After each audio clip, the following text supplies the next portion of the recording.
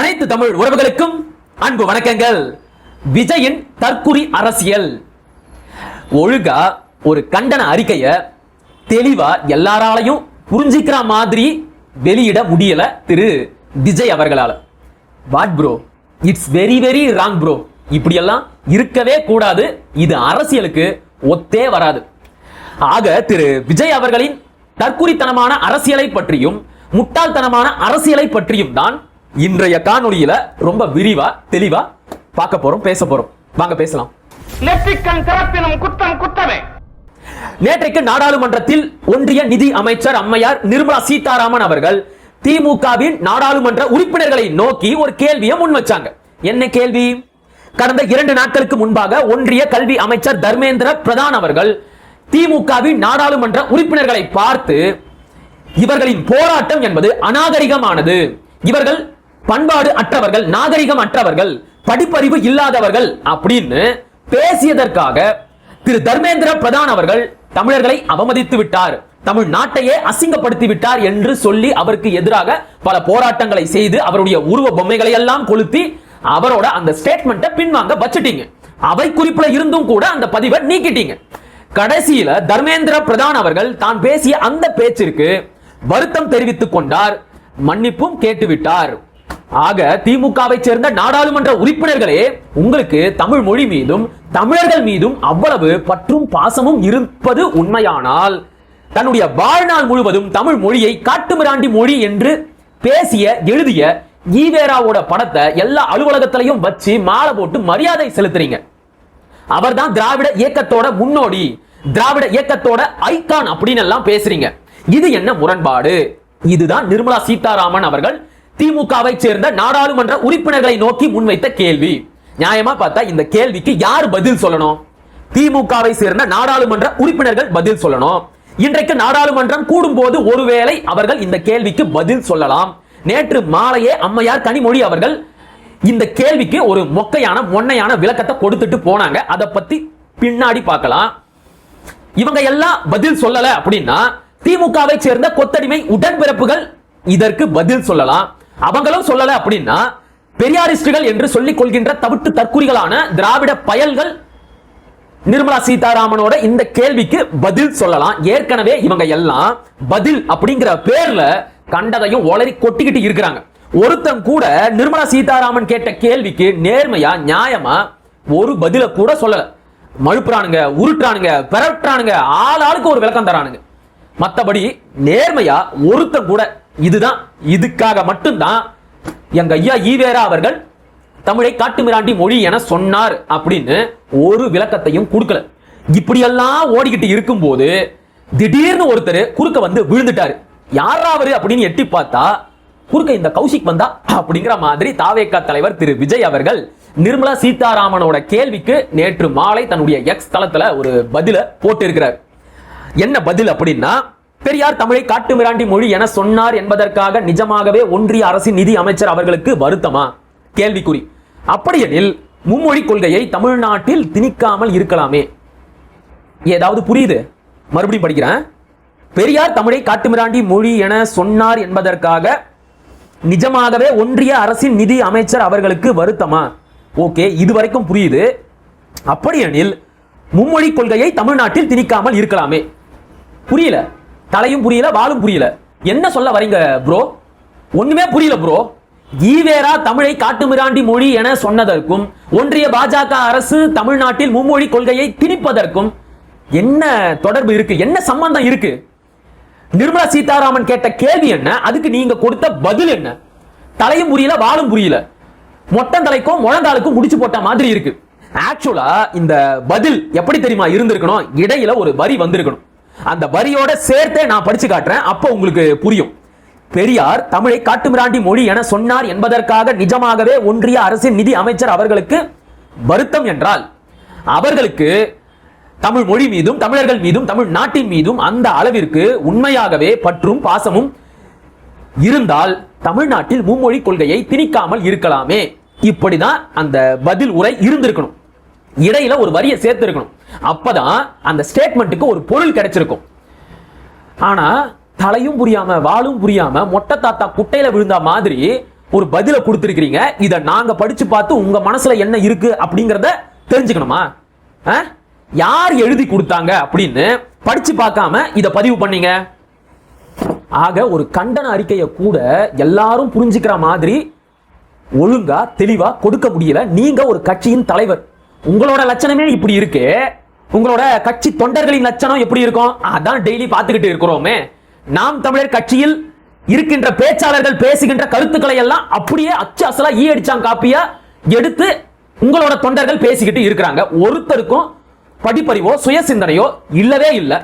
வழக்கமா மக்கள் நீதி மையத்தின் தலைவரான கமலஹாசன் அவர்கள் ஏதாவது ஒரு கண்டன அறிக்கை வெளியிடுறாரு, அரசியல் ரீதியா ஏதாவது ஒரு அறிக்கையை வெளியிடுறாரு, பதில் சொல்றாரு அப்படின்னா அதை நம்மால நேரடியா புரிஞ்சிக்கவே முடியாது.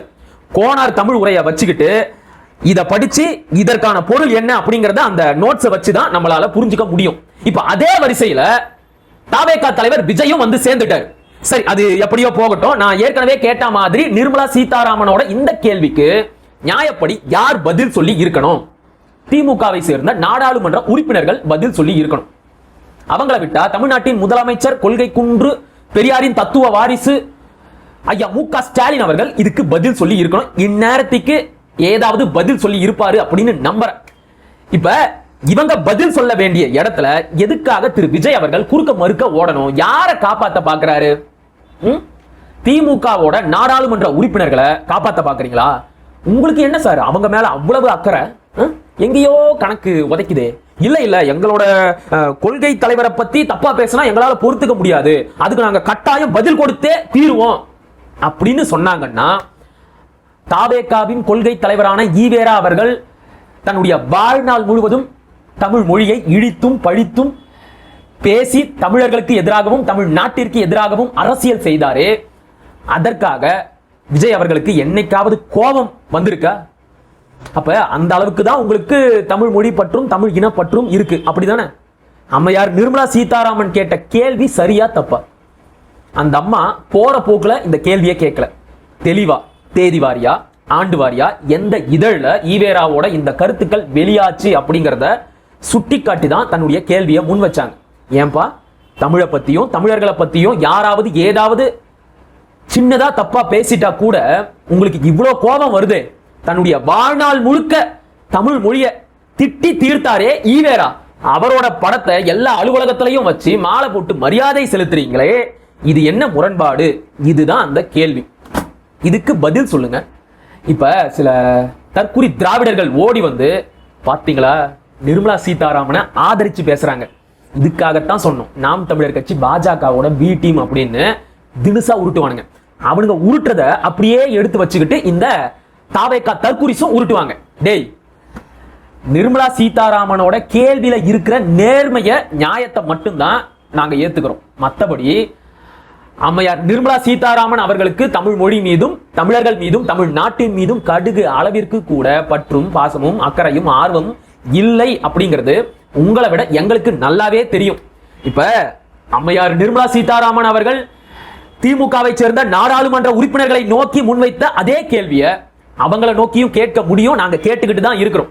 அம்மையார் நிர்மலா சீதாராமன் அவர்களே, உங்களுக்கு தமிழ் மொழி மீது அவ்வளவு பற்று இருப்பது உண்மையானால் தமிழை நீஷ பாஷை என்று பேசிய காஞ்சி சங்கராச்சாரியார், ஜகத்குரு, லோககுரு சரஸ்வதி சங்கராச்சாரியாரை நீங்க எப்படி கூப்பிடுறீங்க? பெரியவா அப்படின்னு கூப்பிடுறீங்க. இது நியாயமா? நெய்யுண்ணோம் பாலுண்ணோம் தீக்குறளை சென்றோதோம் அப்படின்னு திருப்பாவை வரிகளை மேற்கோள் காட்டி திருக்குறளை வைணவர்கள் யாரும் படிக்கவே கூடாது அப்படின்னு பேசினாரே சரஸ்வதி சங்கராச்சாரியார் என்கின்ற காஞ்சி சங்கராச்சாரியார், அவரை இந்துத்துவவாதிகளும் அம்மையார் நிர்மலா சீதாராமன் அவர்களும் கண்டிப்பதற்கு தயாரா? அவர் அப்படி பேசலாமா? நியாயமா? அது தமிழ்நாட்டில் வாழ்ந்துகிட்டு தமிழர்களோட சொத்தை தின்னுகிட்டு தமிழ் மொழிக்கு எதிராகவும் தமிழர்களுக்கு எதிராகவும் பேசலாமா அப்படின்னு நிர்மலா சீதாராமன் அவர்கள் கேள்வி கேட்பாரா? கேட்கவே மாட்டார். ஆக ஆரியமாக இருந்தாலும் சரி, திராவிடமாக இருந்தாலும் சரி, தமிழுக்கும் தமிழர்களுக்கும் எதிரானவர்கள் அப்படிங்கறதுல தமிழ் தேசியவாதிகள் நாங்க ரொம்ப ரொம்ப தெளிவா இருக்கும். ஆனா நேற்றைக்கு அம்மையார் நிர்மலா சீதாராமன் கேட்ட கேள்வி ரொம்ப ரொம்ப நியாயமானது. அதுக்கு திமுகவை சேர்ந்தவர்கள் தமிழ் பற்று இருப்பது போல் காட்டிக்கொள்கின்ற திராவிடர்கள் பதில் சொல்லித்தான் ஆக வேண்டும். சரி, அம்மையார் நிர்மலா சீதாராமனை விடுவோம். திமுகவை சேர்ந்த நாடாளுமன்ற உறுப்பினர்களை கூட விடுவோம். தாவேகா தலைவர் திரு விஜய் அவர்களுக்கு உண்மையாகவே தமிழ் மொழி மீதும் தமிழ் இனத்தின் மீதும் பற்று இருக்கிறதா? இருப்பது உண்மையானால் அவர் எப்படி ஈவேராவை கொண்டு வந்து அவரோட கட்சியின் கொள்கை தலைவரா வச்சாரு? தன்னுடைய கட்சியின் கொள்கை விளக்க மாநாட்டில் பேசும்போது ஈவேராவோட கடவுள் மறுப்பு கொள்கையை தவிர மற்ற அனைத்தையும் நாங்கள் ஏற்றுக்கொள்கின்றோம் அப்படின்னு அறிவிச்சாரு. ஆக இதன் மூலமாக திரு விஜய் அவர்கள் என்ன சொல்ல வராரு? ஈவேராவோட மொழி கொள்கையை ஏத்துக்கிறாரா? ஈவேராவோட தமிழ் வெறுப்ப தமிழ் இன எதிர்ப்ப ஏத்துக்கிறாரா?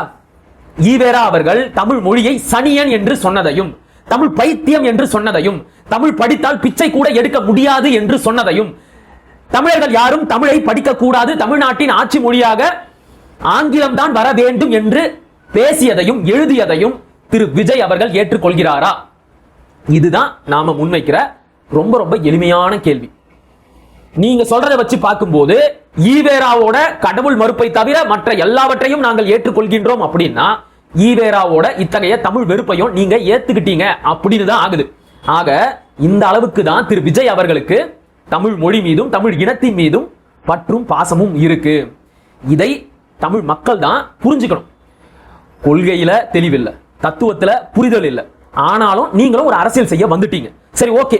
இப்ப தமிழ் மொழி மேல உங்களுக்கு அவ்வளவு பற்றும் பாசமும் இருக்கா? இதுக்கு முன்னாடி எத்தனை தடவை திரு விஜய் அவர்கள் இந்தி திணிப்பிற்கு எதிராக பேசினார்? தன்னுடைய கட்சியின் 2ஆம் ஆண்டு தொடக்க விழாவில் பேசும்போது பட்டும் படாம தொட்டும் தொடாம இந்தி அப்படிங்கிற சொல்லை கூட உச்சரிக்காமல் இந்தி திணிப்பிற்கு எதிராக பேசினார் திரு விஜய் அவர்கள். ஏன் இந்த மழுப்பல்? யாரை பார்த்து பயம்? எதுக்காக இந்தி அப்படின்னு சொல்றதுக்கு தயங்குறீங்க? ஏன்னா அந்த மேடையில பிரசாந்த் கிஷோர் இருந்தாரு. அவர் ஒரு இந்திக்காரர், இந்தியை தாய்மொழியாக கொண்டவர்.